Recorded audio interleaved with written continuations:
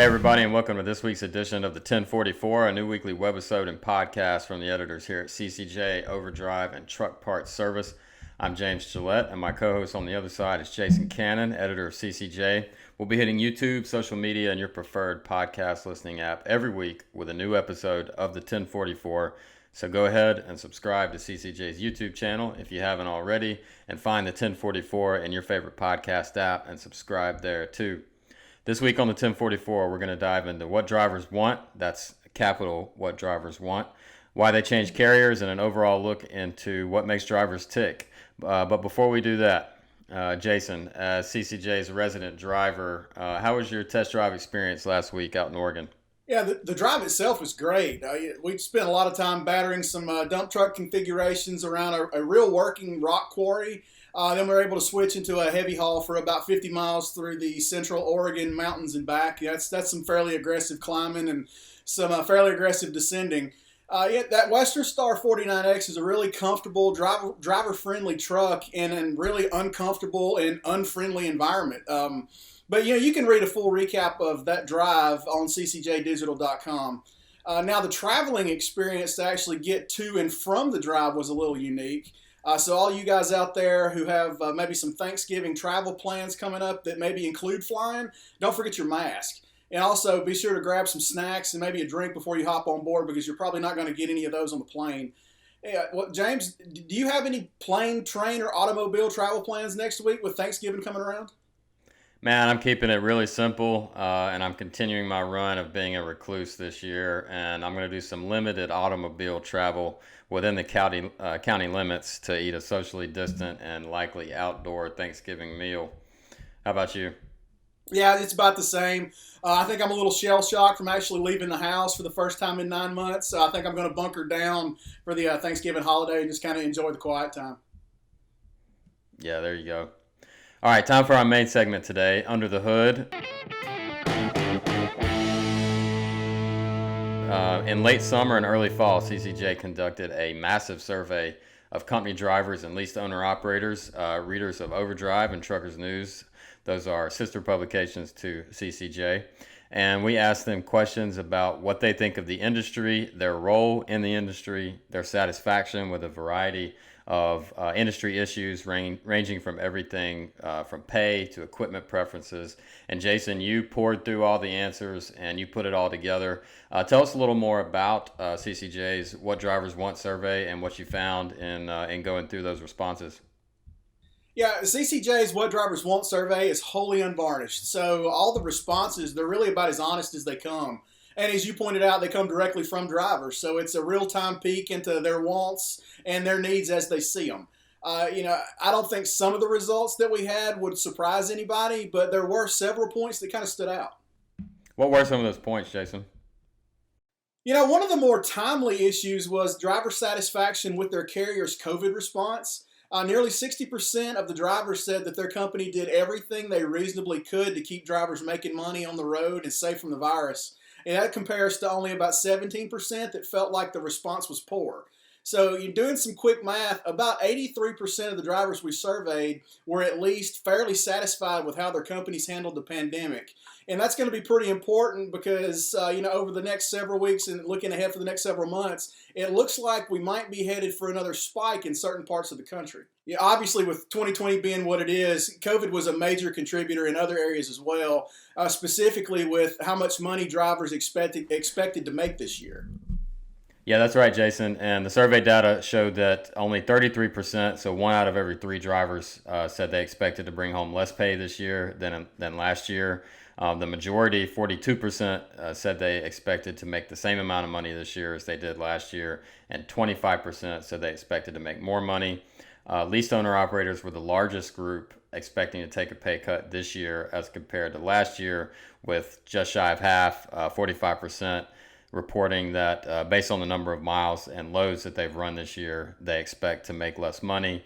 And real quick, if you counter that with data from ATBS that came in a couple weeks ago about owner-operator income through the third quarter of this year, independent owner-operators have actually out-earned leased owner-operators this year, as well as out-earned themselves from last year.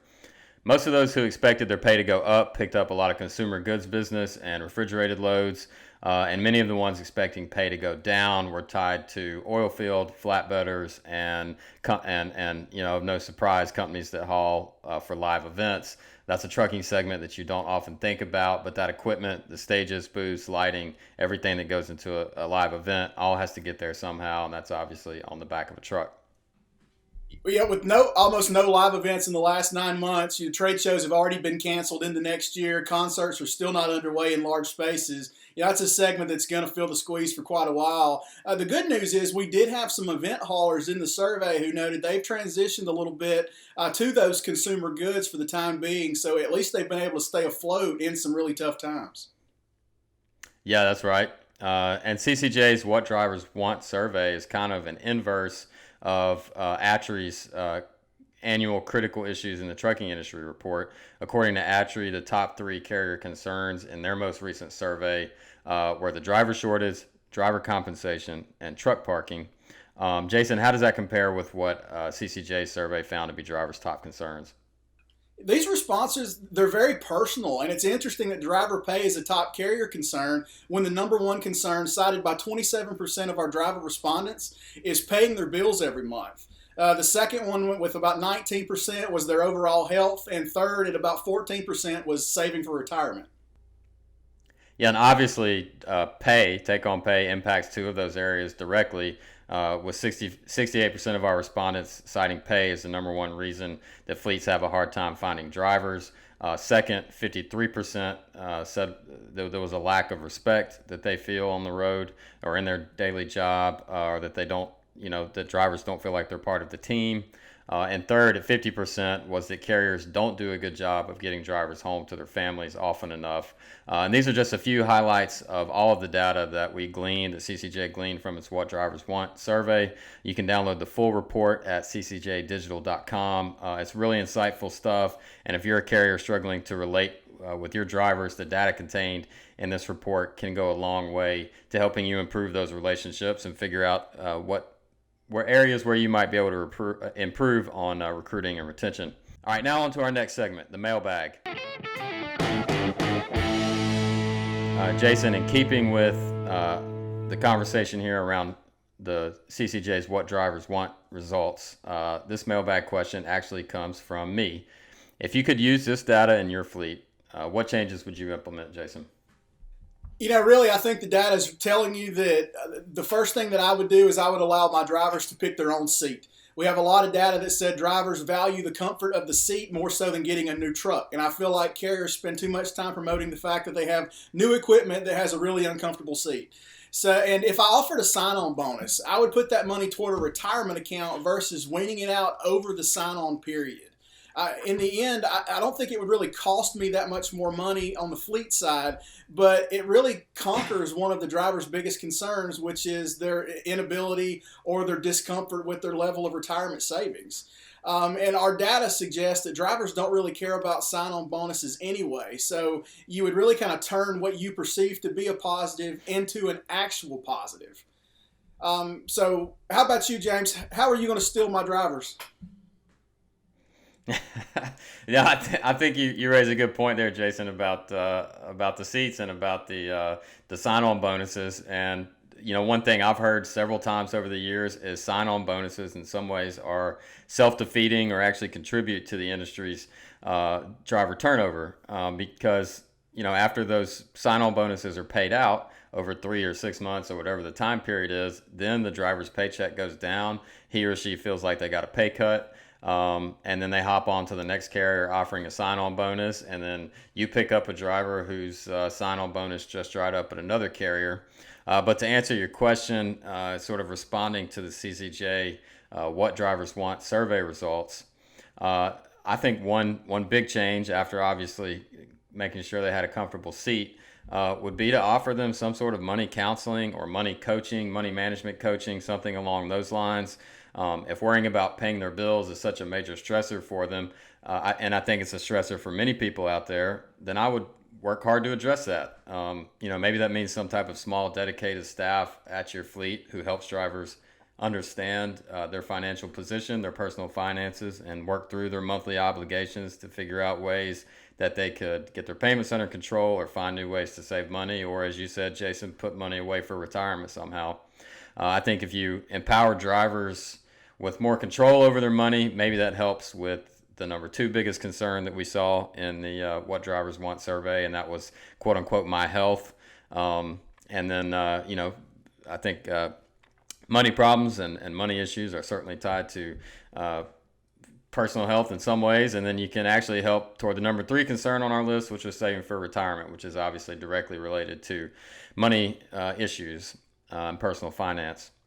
So that's our mailbag segment for this week. If you've got a question you'd like us to answer in an upcoming mailbag, shoot us a note at 1044trucking@gmail.com. That's 1044trucking@gmail.com, or give us a call, 404-491-1380. Again, that's 404-491-1380. We want to hear your questions and your comments.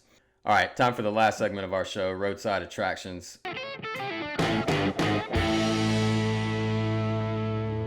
This is truly a case of you have to see it to believe it. So please go to YouTube and search semi-truck running over McDonald's drive-thru. Apparently this driver was hoping to swing through a McDonald's parking lot, and he grossly underestimated how much room he had to accomplish that maneuver, and he nearly took out a Jeep, a fence, and a car, and he did run into a tree and a giant decorative boulder. I was personally somewhat mortified watching the driver run over and drag that boulder. Jason, did you hit any boulders with that Western Star you drove last week? No, I moved a couple, but I did it the conventional way, and I had them in the back, and I was, driving forward with plenty of clearance around me. I didn't actually hit any and try to move them with my trailer axles. I saw the same video and was equally as mortified.